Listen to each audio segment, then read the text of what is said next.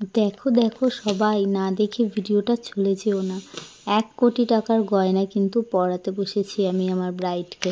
তো তোমরা দেখতেই পাচ্ছ ব্রাইড অলরেডি কমপ্লিট, আমি এবার জুয়েলারি পরাচ্ছি। সো হ্যালো এভরিওয়ান, আমি মেকআপ আর্টিস্ট দিয়া। আর তোমরা অনেক দিন পর আমার একটা ছোট্ট ব্লগ দেখতে পাচ্ছ কাজের।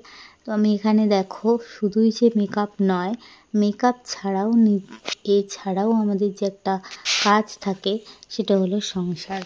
তো সংসারের সব কাজ সেরে আর এই দিন আমার ছিল খুবই ইম্পর্টেন্ট একটা দিন। এদিন আমার স্টুডিওর ছাদ ঢালাই ছিল। আমি কোনো কিছুই তোমাদের সাথে এখনও শেয়ার করিনি, কিন্তু এই ব্লগটার মাধ্যমে একটু জানিয়ে দিলাম যে আমার স্বপ্নটার আস্তে আস্তে পূর্তির দিকে আমি যাচ্ছি। তো আমি এই দিন খুবই হ্যাপি ছিলাম। তো সকাল থেকে সব মিস্ত্রিদের রান্না বান্না খাওয়া দাওয়া সব কমপ্লিট করিয়ে আমি 3টের সময় বেরিয়ে গেছিলাম। আর এই দিন আমার বরের যেহেতু বুকিং ছিল না, ও ফ্রি ছিল, তাই ও আমাকে একটু নিয়ে যেতে পেরেছিল। আর আমার বুকিংটা অনেকটাই দূরে ছিল, সেটা ছিল গদখালি। তো এতটা দূরে আমি এখান থেকে 3টের সময় বেরিয়ে ওখানে পৌঁছালাম 5টায়, কারণ আমাদের লাইভ লোকেশনটা অনেকটা ঘুরিয়ে ঘুরিয়ে নিয়ে যেতে হয়েছিল তাই জন্য। আর এখানে দেখো আমি অলরেডি এসে ব্রাইডের শাড়ি নিয়ে পিন আপ করতে শুরু করি। আর যেটা হলো ম্যাক্সিমাম মেকআপ আর্টিস্টদের সাথে যেটা হয়ে থাকে, ব্রাইড অনেক লেটে বসে। আমারটা তো লেটে অনেকটা লেটে।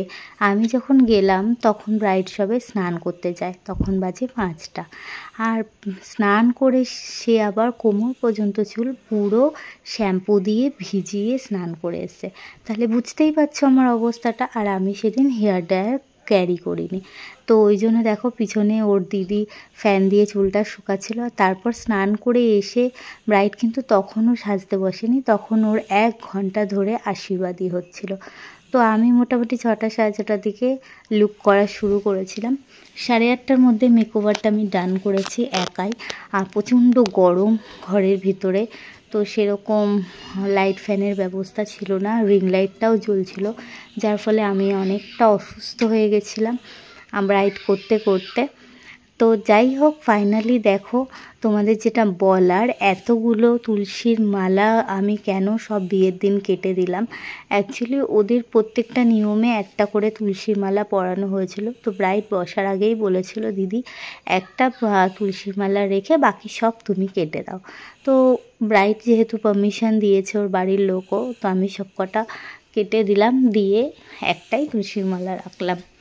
তো যাই হোক, আমি ব্রাইড আস্তে আস্তে শুরু করলাম। আর যেহেতু অনেক দূর গেছিলাম, কোনো হেল্পিং হ্যান্ডও আমি নিয়ে যাইনি, তো আমি একাই স্টার্ট করলাম সব জিনিসপত্র হাতে নিয়ে। তো 2-2.5 ঘন্টার মধ্যে মোটামুটি আমি কিন্তু মেকওভারটা ডান করেছি। তো তোমরা যারা, আর ব্রাইডের কিন্তু একটা সুবিধা হয়েছে, ও মাঝে মাঝে আমার ফোনে দেখতে পাচ্ছিল। আর যেটা হয়, ব্রাইডকে সামনে বসালে, দিদি আমার আইব্রোসটা বেশি করো না, কিন্তু বেশি ফেয়ার করো না। আমি বললাম আচ্ছা ঠিক আছে, তুমি দেখতে থাকো। ও যেহেতু 1 টোন লাইটেই সাজতে চেয়েছিলো, স্কিন টোন থেকে 1 টোন লাইট, খুব ফেয়ার নয়।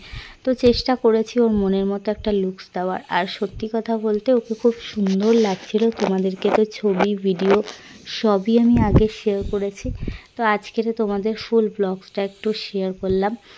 আর সাজানোর পরে ওকে পুরো লক্ষ্মী ঠাকুরের মতো লাগছিল, খুব সুন্দর ওকে লাগছিল।